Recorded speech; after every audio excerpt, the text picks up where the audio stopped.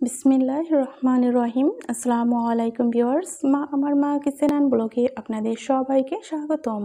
চলে এলাম নতুন একটি দুর্দান্ত স্বাদের বিস্কুট রেসিপি নিয়ে। এই বিস্কুট রেসিপিটার প্রথম থেকে একদম শেষ পর্যন্ত আপনাদের সাথে শেয়ার করব। তো আপনারা আমার সাথেই থাকুন, দেখতেই থাকুন। দেখতে দেখতে ইনশাল্লাহ ভালো লেগে যাবে। আর যদি ভালো লেগে যায় তাহলে অবশ্যই চ্যানেলটা সাবস্ক্রাইব করে চ্যানেলের সাথেই থেকে যাবেন। ভিউয়ার্স, প্রথমে আমি বিস্কুট তৈরি করার জন্য একটি মিক্সিং বলে একটা ডিম নিয়েছি। এখানে আমি হাফ কাপ পরিমাণে চিনি অ্যাড করে দিয়েছি। এখন চিনি আর ডিমটাকে আমি ভালো করে ফেটিয়ে নেব। তো এখানে আমি একটা হ্যান্ড উইচের মাধ্যমে ভালো করে ফেটিয়ে নিচ্ছি। আপনারা চাইলে কাঁটা চামচের সাহায্যেও এটা ফেটিয়ে নিতে পারেন। ভিউয়ার্স, আজকের বিস্কুটটা কিন্তু একদমই ইউনিক। তো আপনারা আমার পুরো রেসিপি জুড়েই থাকুন। এই যে ডিমের একটা বাজে গন্ধ অনেকেই সহ্য করতে পারেন না, সেক্ষেত্রে আমি এখানে অল্প একটু পরিমাণে ভ্যানিলা এসেন্স দিয়েছি।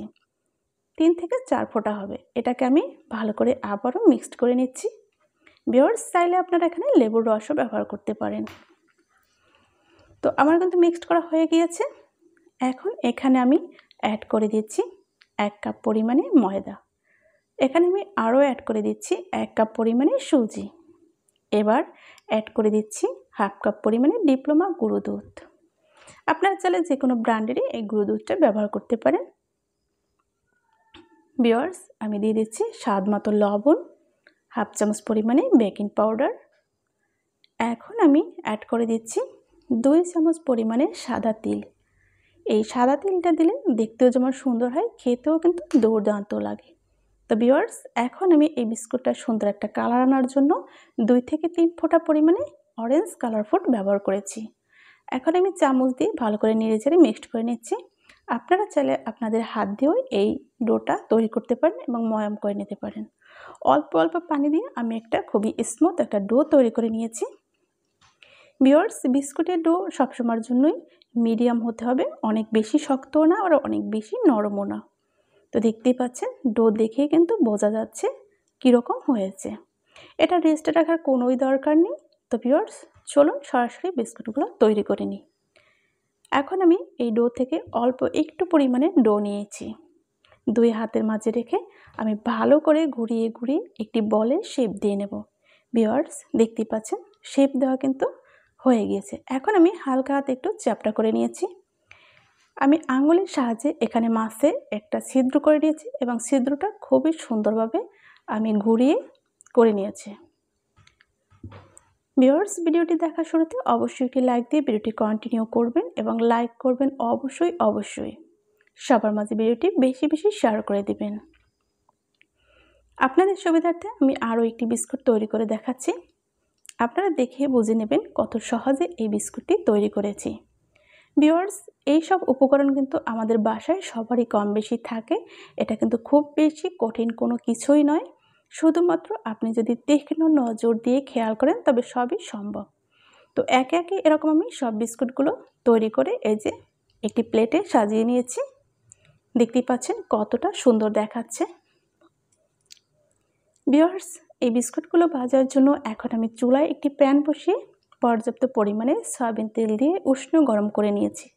আপনারা সবসময় খেয়াল করবেন বিস্কুট ভাজার আগে যে তেলটা আপনারা অতিরিক্ত গরম করে নেবেন না, হালকা একটু গরম করে নিলেই কিন্তু চলবে। ভিউয়ার্স, এরকম দারুণ দারুণ রেসিপি পেতে সবসময় চোখ রাখুন আমার মা কিচেন অ্যান্ড ব্লগে। তো এখন আমি একে একে সব বিস্কুটগুলোই তেলে দিয়ে দিচ্ছি। দেখতেই পাচ্ছেন আমি একটি চামচের সাহায্যে এগুলো কিন্তু ভালো করে তেলের মধ্যে সেট করে দিচ্ছি। ভিউয়ার্স, এই যে বিস্কুটগুলো আমি ভালো করে তেলের মধ্যে দেওয়ার পর এখন একটু একটু করে তেল বিস্কুটের উপরে দিয়ে দেব, যাতে বিস্কুটের উপরটাও খুব সুন্দর হয়।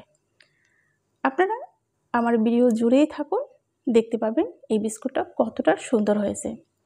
ভিউয়ার্স, আশা করি আপনারা ভিডিওটি স্কিপ করবেন না, কারণ যদি আপনারা স্কিপ করেন সেক্ষেত্রে কিন্তু ভিডিওর ক্ষতি হয়। আর ওয়াচ টাইমের কথা আর কি বলবো, যদি আপনারা এরকম স্কিপ করে ভিডিও দেখতেই থাকেন তবে একদমই কিন্তু ওয়াচ টাইম আসে না। তো আশা করি যারা সাবস্ক্রাইব করেছেন তারা অবশ্যই এই কথাটা বুঝতে পারবেন, আর যারা নতুন এসেছেন তারা সাবস্ক্রাইব করে চ্যানেলের সাথে যুক্ত হয়ে আমাকে ফুল সাপোর্ট করবেন। তো বিস্কুটগুলো আমি উল্টিয়ে নিয়েছি, দেখতেই পাচ্ছেন আস্তে আস্তে কিন্তু কালারটা আসতে শুরু করেছে। তো চুলার আঁচটা একদমই নর্মালে রেখে 5 থেকে 6 মিনিটের মতো এই বিস্কুটটা আমি ভেজে নেব।